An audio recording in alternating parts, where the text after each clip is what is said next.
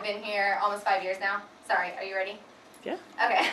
I'll work around you, girl. I live 2 hours away. I live over in Cawker City in the middle of nowhere.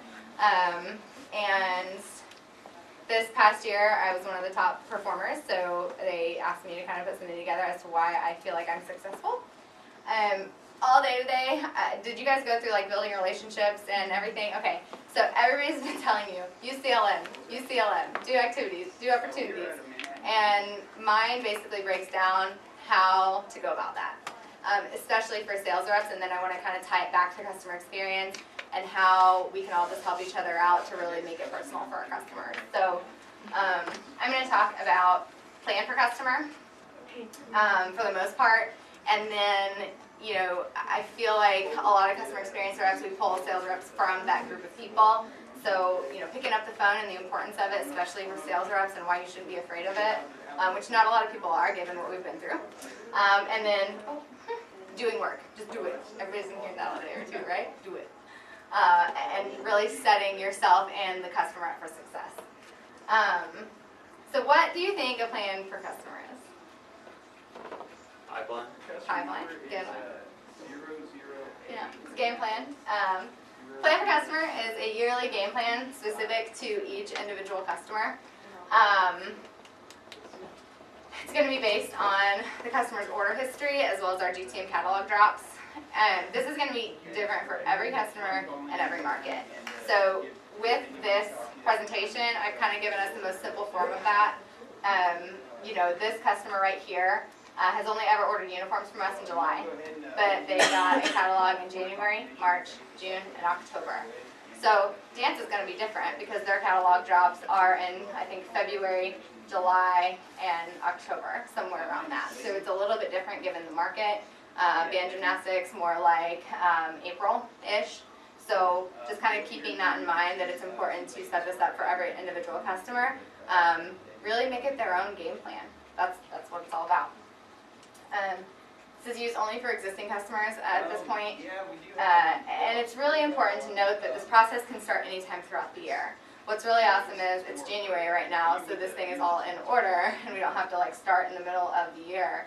And just really going into January, January through May, June, this is really our time to start building our pipeline, generating our opportunities, so that we know if we're going to have a successful, quarter 2 or quarter 3 or quarter 4. It's a tedious process. As sales reps, we're calling out, and we should be calling. I know I set a goal, I at least want to get 40 call outs a day, if not more, and maybe 20 in, so hopefully that's 60 calls a day. Setting up those goals for myself, because I know that calls equal opportunities if I work them correctly. So hopefully I'm building that, because we don't have time for that in June through November, and especially on the Spirit side, that's the time where your customers are calling you, you're returning voicemails, you're taking inbound phone calls, you're placing their orders, you're closing your opportunities. And I believe in the month of July and August, 40% of our opportunities open and close in those same months. So that means, we didn't even generate the opportunity in January. We didn't even know they were ordering because they didn't get us called back until July saying, I need uniforms. All right, generate the op, place the order, close the op. 40% is happening there. So we don't really have time to do our call-outs and stuff around that time because we're too busy. So I'm going to spend a lot of time in January just a little bit because that's kind of where we're at right now. And, especially for sales reps, it's a very tedious process. Like I said, you're going to make 20 calls, maybe 1 or 2 people on the phone. You really need to take advantage of when you get those people on the phone to basically talk to them until they say they have to go. So, hey coach, just want to check in what your timeline looks like. Are you guys going to camp this year? Is it a new uniform year for you? Asking them questions like that until they're like, seriously, I have to go. I'm like, okay, great. And really setting that up. So if I call a coach and I ask them, hey coach, are you going to camp this year? Yeah, we are. Okay, awesome. When are you thinking of going? I don't really know, and it's fairly general. And they're like, I gotta go. When would you set up an opportunity? When should a sales rep set up an opportunity? As soon as I start talking to them. Right, on that call. Exactly, yeah. So you don't have to have specifics. They're going to camp. They gotta wear something to camp. Either they're ordering from us or somebody else. So anytime you have that, you know, we're going to camp, or I think we might need uniforms this year because I don't know how many new girls we're going to have, that's an opportunity to then go and follow up on it. You know, hey, I know you needed uniforms this year. Do you know how many's on your team yet? What are you really looking for? Yeah. How long do you guys usually wait to like follow up on opportunities like that? I'll get to that at the end. Oh. Write that down. Remember it, okay? This is mainly sales calls, but yeah, I definitely want to get to that. But like I said, January, this is our inspiration month. People are going to be very, very general. As sales reps, it's our kind of job just to kind of be friendly with them, remind them that we're here, and thank them for their business, especially this year. Here are a few questions that I like to ask every time. You guys can kind of read through those because I want to get some other things. This is our time to recognize the interest and create that opportunity so that we can then track it and ask for the order later. And sending a follow-up email every single time, that's part of doing work. That's so that they have my contact information. I just set up a positive experience for them. Hey coach, I'm going to go ahead and send you an email so you don't have to remember all these things I asked you about today. And I send them kind of a breakdown of what we talked about so they have all my contact information. I set myself a task to follow up on that email, maybe a month or so later, depending on the situation. I guess that kind of answers your question then. Okay. Yeah, it's situational. You know, if they're ready to get started, like if I send out samples, I call them a week after I sent them. And then if they don't answer and they don't get back to me, I call them another week after that and be like, just want to be sure they didn't steal them off your porch. Like, I'm kind of goofy about it, and like you're not bothering them, and if you are, they'll tell you, but I very rarely had that happen. Actually, I can't think that I've had that happen. But I mean, just kind of being friendly about it, you know, hey coach, not trying to bug you, I know I've sent you like 5 emails, but I just want to be sure that you actually have the samples I sent out because that's a $400 box in your hands. You know, something silly like that. But another key point I want to ask about in January, and you guys can definitely help with this, asking for their updated account information. Do we have the correct phone number? Do we have the correct email address? Do we have the correct person for the account? Because I know a lot of information got crossed. Especially, you know, with the system changeover, with new reps maybe changing things, with old reps maybe changing things. A lot of information. So if you actually get them on the phone, I always like to verify all their information. Yeah, we're looking at 135 before shipping, so that's I'm not going to spend a whole lot of time here, but I mean, March, you're getting more specific. They're going to know when their timeline is, their tryouts are. You might get into more specifics like, hey, I need a 3-day camp. Okay, well, let's go through the catalog right now. Let's pick out your t-shirt, your shorts, and your screen print for 3 days. And I'll get you a coat, I'll get you samples, I'll get your artwork set up. We want to get as much as we can out of that one phone call and then send them an email follow-up and really set them up so we know where the next step is.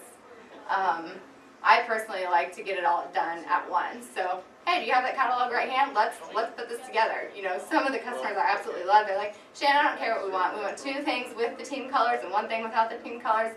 Our budget is $50 a girl. Go for it. And so I just get to give them a package and say, here you go. And they're like, looks great. I think I want to change this to that. So, you know, kind of taking the initiative, like let them know we are the expert kind of thing. This addresses specific needs. You know, product artwork, pricing, fittings, when's your fitting, when do you want to do that. Again, questions to ask every time. These are somewhat repetitive, but it all just relates back to timeline. Timeline tells you everything. As far as tryouts, again, that's one I ask every single time. So what I like to do is, winter tryouts. Sweet, let's have everything set up. I'll set a task for myself to send out your samples on this date, and then you'll have them for tryouts, so that way you can have your tryouts, pick your girls, tell the girls who got picked, go try your stuff on, and you are done. You don't have another fitting date, you don't have to do anything else, you can have your parent meeting all at once, and like, that's it. Everything's done. And they really appreciate you guys, or you know, everybody taking ownership over that. Again, like in March, you want to ask them, when do you need your order by? Why is that so important? So be honest with them, let them know if we get out in time or not. Yep. Anything else? That's the main reason. But, you know, one thing is, some people kind of shy away from asking for the order. And when you have I know you're going to wear it August 1st, you know, thing, it's so easy to ask for the order, even if you call them a couple times a week. Like, I've done that for people who I'm really trying to get them their stuff on time. So in March, if they say, you know, we need uniforms August 1st. My rule of thumb is place your order 1 month before you need it. If you need it August 1st, you need to place it July 1st, because that gives us about a week to really like get the details really, you know, nailed down, and still have a little bit of time, and they're not like having anxiety because they're getting their stuff a day before. And I reiterate that in an email. Hey coach, thank you for your time today. Your samples are going to be headed out to you on this date, so you can try them on at tryouts. Remember that in order for me to get you your order by August 1st, I need to have your order placed and paid for by July 1st. And kind of stress to them, if I don't have your order by that date, I cannot make any guarantees. And it's also relieving and less stressful for the rep then too, because you're like, you know, those people who are like, you told me this. He's like, I have it in an email. You know, just being nice about that, and just knowing that you covered your own butt is kind of just a little stress relieving. But then also letting them know, hey coach, I know it's after July 1st. I still really try to make this to you on time. Please give me a call just as soon as you can so that we can try to get these to you by August 1st. Not making any promises, but we can do it. Like, we want to do it. Maybe offer them the super quick option upsell a little bit. And then doing your work. So, why is a 10-month sales call different than a regular sales call? They're ordering. Yeah. Thanks for that. So, you know, when I'm going through my tasks for the day, my 10-month sales call, this is the main opportunity generator. So if, as a sales rep, I kind of set myself a goal is I want to generate 5 to 6 ops per day this week, because that's going to come out to be 25 to 30 ops per week, which is awesome. Helps me build my pipeline. So if that's my goal, my top priority is I'm going to call those people who ordered around this time last year, because they're probably already thinking about me. If they're not already thinking about me, they should be, and we need to talk to them. You know, this is really awesome too, because Varsity doesn't know that they ordered uniforms in July. Varsity doesn't know their ordering patterns, but we do, because they ordered from us last year. So like, I feel like as customer experience reps, I know you guys get a lot of inbound phone calls, servicing customers. I feel like if they ordered this year or last year at any time, even 2 years ago, I have a 10-month sales call as well as a 22-month sales call. You know, I call them and say, hey, I noticed you didn't order last year. Was there a reason why? Something like that. That's where I feel like you guys can kind of step in, set that task up for a rep. Expect them to do it, because we need to be. You know, again, this is kind of preparing them for their order, getting them their timeline, their pricing. These are the 2 most important questions you can ask at this point when they're needing to order is, when are you going to need it? When do you plan to place it? Make sure it's 1 month in advance if it's embellished. If it can't be, discuss other options. Alright, so I'm not going to spend a lot of time here, but basically, you know, this is your plan for customer. This is kind of how we're setting it up. By July, this is when they're placing their order. So once they place their order, that's when I start building that plan for customer again. So awesome, they place the reorder of uniforms. I know that. Super easy to set my 10-month sales call, because I'm just going to set it for May of 2015 or 16 of the next year. I'm going to set my follow-up tasks, because I want to be sure that they got their order. And I'm going to set that 4 weeks out on a Friday. So if they ordered on a Tuesday of this week, I count 1, 2, 3, 4, and follow up on a Friday. Just because personally I use my Fridays as a cleanup day. And so I mean, Kirsten has kind of helped me with setting my tasks and things like that. And I tell her specific days when to ask or when to set them. So it's super helpful. She's awesome. And then once you follow up on the order, really building their plan again. Most of the time when you follow up on an order, you're not going to get them on the phone. But if you do, it's super important to ask what's next. You know, are you needing anything for the end of the year? Yeah. Did you have another question? Oh, no, sorry. So this is just a real life example of what is actually in Wyatt. It doesn't really show up very well. Did you guys get handouts? Did I give you any? Dang it, sorry. I'll get you those before you leave. But this is just how it looks in Wyatt, so you can kind of check it out. If you have questions, reach out to me. Sam Mars is really awesome at it too. She helps me with this. So this customer ordered uniforms in December of 2013. So I placed that order, I closed that op, and I set my plan. So I followed up on it, they got it, awesome. So my next step with them is to give them a sales call to follow up on that catalog in January. They're a brand new customer, they've never ordered campwear, who knows if they even know if we have campwear. So I'm gonna call them in March and be sure that they know that we do campwear, because maybe I can get that out of them. Do they have anybody else they need uniforms for? Maybe they need warm-ups. And again, the 10-month sales call in October. And this is just your activity history, how I guess played that out. You'll see that in March, I missed it in January, so my bad, I should find another example. But in March, you'll see that I called them, left her a voicemail, then emailed her. Then emailed her something different a couple weeks later, just, again, just trying to get some campwear out of her. Contacted them again in the summertime when our other catalog dropped, and then again right before she was going to place her order. So it doesn't stop there. We still have another Christmas catalog.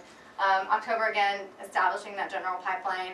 This is going to be a lot of dance customers order around this time as well, but they still need Christmas presents, so we can kind of establish what's coming up for them next year. Ask them if they're going to be coaching again. A lot of times that'll get people talking, whether they are or they not. Hopefully at some point you guys have or will have some training on youth leagues, and their timeline's a little bit different, and this is the time where we kind of start planning for youth leagues as well. And just making sure that your plan per customer is set up for the rest of the year, because, and helping reps do that too, because it really cuts down on the amount of unqualified leads and more so the people who we can really contact and get some money out of. Here's a few reasons why I feel like it's like people don't like to get on the phones. Like, you don't want to bother them. I feel like we don't really have much of that anymore. Like, do you guys like to talk on the phone? Yeah? Nobody hates it? Not yet. But you don't make a whole lot of call outs, right? I do. You do? I make about 30. So, just for an example, for a while there, I think about a year and a half ago, we went through this time where sales reps are like, I don't really want to bother them. What if it's not a good time for them? Email's so much more effective. Like, they will get back to me right away via email. Or I always have the school number, and I never catch them on their planning period, and I can't ever get in touch with them. Those are some reasons people weren't picking up the phone, and I can't stress how important it is. I mean, it really helps build a relationship between GTM and the customer with this. So I have reasons why those things just aren't what they should be. But a couple more I want to touch on is email is not more effective. You can't really build, they don't know your personality via email. It's very, very hard to portray that. So, really making it personal, even if that's a voicemail. They might read my email and think I sound like that, or I don't know, but when you leave a voicemail, they kind of sense who you are, they get a little personality, and that's surveillance, and that's, making it personal, just portraying through your voice that you care, that, they're a customer. Another thing is, in one phone call, you can ask 10 questions and get 10 answers. In one email, you can ask 10 questions and get 3 answers, even if I bullet point them for you. Another thing is, they don't have to pick up the phone. I've had people answer the phone, they're like, no, it's not a good time in the movie theater. I'm like, why'd you pick up the phone? This makes sense. So another thing is, we're not bothering them. If we're bothering them, they'll tell you. But I kind of go into every call out thinking, oh my gosh, what can I help this team with right now? I'm the expert, and we have these sweet new Royal Blue uniforms with the graphite uniforms, and I want this team to look awesome this year. I want to see how I can help this coach. And we're the experts. We know it's going to look good, and help that coach with that to make their job easier. Builds trust and relationships. Be sure to be conscious of budget. This is especially important. Just, what I always ask is, how do you fund your purchases? Because that can tell you so much. If they fundraise and they're really all about it, teams can afford a lot. I also ask, what's your wish list? Because if we can prioritize your wish list, if you do a couple more fundraisers, maybe those girls can get those sweet varsity jackets they're wanting. Listen and ask what's most important to them as a customer. Some customers are going to be like, I really want my whole team to look just uniform in everything they wear, from their bags to their bows to their warm-ups to their uniforms, and I want to help you put it all together. awesome coach, I want to design the coolest like package for you. Other coaches are like, I've never done this before, I just want my team to look good. Cool, what are your colors, what's your mascot? Here you go, order this. Okay, great, those are the best. One super important thing is more calls does not equal more sales. And, you know, with you guys taking a lot of like service phone calls, I would love it, and especially even with the newer reps, sales reps too, but we need to start transitioning from just helping the customer to really pushing them, kind of asking a few more questions to be like, so what's next? Like, ask them about their team. One thing I love to ask, especially as we're swapping accounts around, is, hey coach, I've really never worked with you before. I would love to hear a little bit about your team. Like, what do your girls love doing? What are some of the fundraisers you do throughout the year? And picking up on key things like that, and you know, maybe getting that over to a sales rep or taking the initiative on your own to really talk to people about it. But just knowing that you don't need to hang up just to answer the next phone call. That might be the last one you get for the day. You know, and I think you guys generate ops, don't you? Yeah, so another op. Help a bro out. Everybody touched on this today. Basically, what this means is service every call like it's your own. Whether I take a phone call for Texas, I'm a North Carolina rep for the most part, but you know, I want to hand a customer over to Jenny after I've helped her and help the customer and say, oh yeah, like she's ready to design her Ultrafuse uniform. She has this many girls. I'm going to do all that with her because she's ready to do that now. And then at the end of that phone call, I'm going to say, oh my gosh, Jenny, I have the most awesome lady for you, and tell the customer that I have the awesome rep for her, and hook them two up and let them know it's all done, and all Jenny has to do is follow up on those samples. So really helping people out, getting the most out of every phone call, whether it's your region or not, because we're all a team. So this is how I prioritize my tasks and label my day. Right here, follow up on opportunity, sales call, touch base, and 10-month sales call. That's your plan for customer. So when we go back to using CLM and creating tasks and creating opportunities, this is exactly how I label my tasks. Exactly. Keeping it simple, not doing a lot of random subject lines. And the reason for that is I can look at all my tasks today. I have 40 tasks for the day. I can sort them by activity name and know which ones are most important. So if it's June 30th, well, we're not doing the free brief program. If it's July 31st, and today's the last day that they can get $20 off their warm-up and uniform package, I want to be calling everybody who has a get order task. Because if they don't get in on that, they might not order from us. And we're probably trying to hit our July goal right then. So I want to bring in the most dollars that I absolutely can for that month and for the year. And then I might go to samples, because if they've received their samples, then they have them, they might have fit their team, maybe they're ready to place their order. So just at a quick glance of these 40 tasks, you can tell which ones are most important. And like I said, like these 3 tasks here, that's your pipeline. That's all that has to be set up before you generate your opportunity. All these tasks right here happen after they said, yeah, we're going to camp. So the next step of that is, do you need a quote? Do you need samples? Do you need artwork? And then following up on that. Because as I cleaned up my 700 past due tasks this month, I came across so many opportunities. Closed lost touch with customer during Wyatt. Like, they didn't place their order because I didn't ask for it, because I didn't know to follow up on that. And I mean, literally, I had a couple customers where we had set up artwork. I knew exactly what they were ordering. I got them a quote. I even sent them a free sample. And because I didn't follow up to actually call them and get the order, they didn't place it. I mean, thousands of dollars. That it could have just been one simple objective, like, oh, the skirts weren't long enough for like one of my girls, so that we went varsity, because they can custom do lengths. Well, have you ever thought about just ordering up a size and having them taken in? Like, it would have cost you like $8 to get that altered. So simple things like that we didn't even know about because we didn't have a CLM to tell us to call that customer to get the order. Few tips and tricks. Make notes so you know where you're at in the process. They've got that little notebook tab. Labeling your tasks to help you prioritize, touched on that. And then, again, I use Friday as a makeup day. So I try not to set a whole lot of tasks other than follow up on orders on Friday. So I kind of want to hear how you guys feel like you can kind of relate that, because I know it's a little bit different for your position. Or questions, comments?